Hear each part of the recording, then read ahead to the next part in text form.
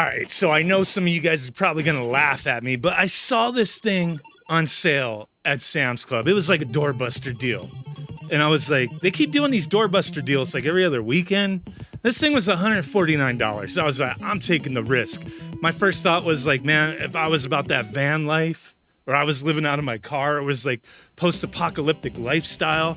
And I could be walking around, watching some TV, playing some video games, you know, without being tethered to the wall. That'd be awesome. I know we got cell phones, but hey, this thing, regardless, it was awesome to me. And I've been using it for a couple days now. And yes, it is sweet. I drove up to the mountains. I went to the park. I played with it in my backyard. We've been having some fun with this thing. And my other thought after the van life, post-apocalyptic lifestyle, playing in the mountains with some bears and stuff, was like, hey, I could be hooking up my Super Nintendo or my NES with this thing. No, not the NES Classic or the Super Nintendo Classic, even though you could. And you could power those things up through this because it has a built-in power bank. But I was like, I could take my actual Super Nintendo or my NES and hook it up to this thing and just be, boom, plugging in some cartridges, popping them in, blowing them, you know, popping them in, playing some Super Mario World or whatever. And that's what I did. How did I do that, right? So I'm going to talk about that. But this thing was freaking dope, dude. The Monster Vision Bluetooth speaker plus 15.6-inch TV screen. So there's a few things I want to talk about with this thing. I guess it's multi-purpose, right? It is a speaker. It's pretty damn loud. It's got like an FM radio built into it too, which is kind of cool. I haven't listened to FM radio in a long while. I couldn't really find any stations that I would listen to, but it was still kind of neat. But it's cool. I guess it depends on where you live, but I couldn't really find too much that I would listen to. But you could save the stations, all that kind of stuff. Okay, cool.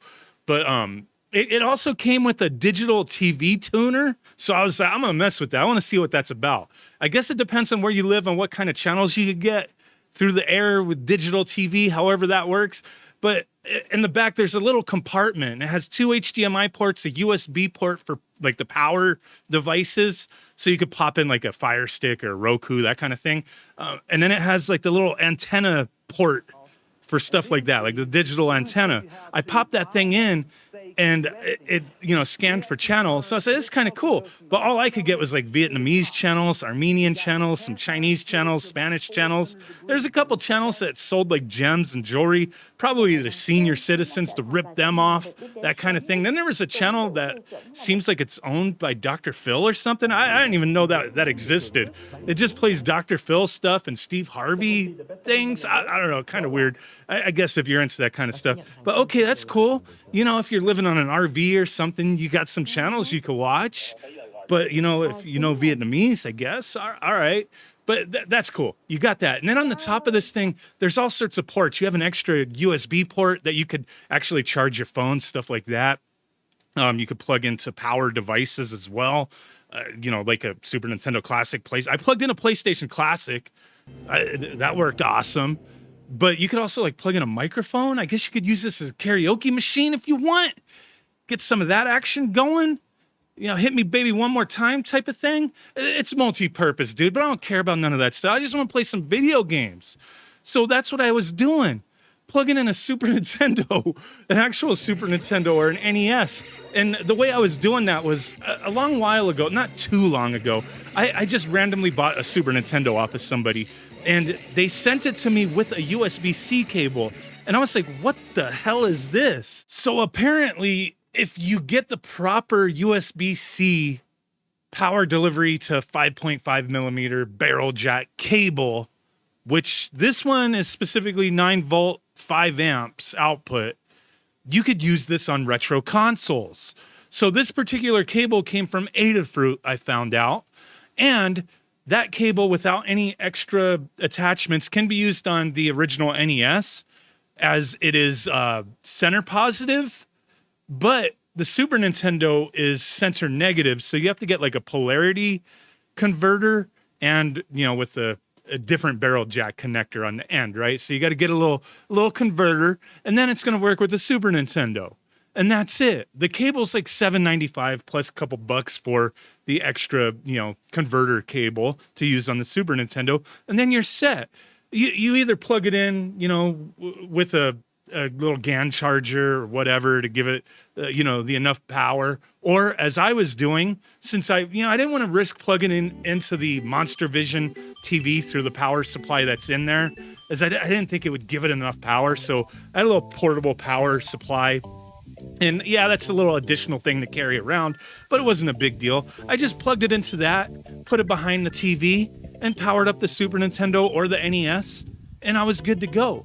Playing my games. That was freaking awesome. Like I said, we're traveling around, just finding places. Hey, let's go set up. We drove through the mountains and stuff, went to different parks, went to my backyard, just parked somewhere, started playing in the back of my car. It was just stupid fun times, man. Like this TV, it may not be the most amazing thing in the world, but I see something like this and I'm like, what is the potential here? The price wasn't bad for what it was. It may not be the most amazing visual quality in the world. It's not a 4K TV. It's a 1080p TV, but it looks good enough for me to play some of these old school games. Watching some TV shows or whatever. If you're traveling, if you're somebody who goes out camping, it'd be pretty cool. If you're barbecuing in the backyard or something, you just set it up and you're out there for a while. That'd be kind of cool too. It's neat, You're out there, want to play some Super Nintendo games or hook up a little Raspberry Pi. I think this thing is awesome. I don't know. I get excited over these little things. It's also IPX4 water resistant. That doesn't mean you could throw it in the swimming pool or drop it in the lake or something. It means if it's sprinkling a little bit of rain and it gets on there, it's going to be okay. It's water resistant. It's not waterproof. A little splash, if somebody kind of spills a drink on it on the side, it's not gonna get destroyed. It's okay. But yeah, this thing's cool. If you're interested in one of these, like I said, I bought this myself. I'm not sponsored by these monster fools that I've only known them from them crazy ass HDMI cables they were selling for a big ass price back in the day. I don't know, they probably still do, $150 HDMI cable. Get the heck out of here. But Sam's Club, they be selling these things. They're not on sale anymore, but I've noticed when they do these sales, usually a few weeks later, they repeat the sale again, or it goes on even better deals. So if you're a Sam's Club member and you're interested, just keep an eye out. But yeah, I've been having a blast with this thing. You could laugh at me. I don't know how long. I think this thing's been out for a little while, but it's cool, man. There you go. Appreciate you guys. My portable post-apocalyptic Super Nintendo playing machine. Bye.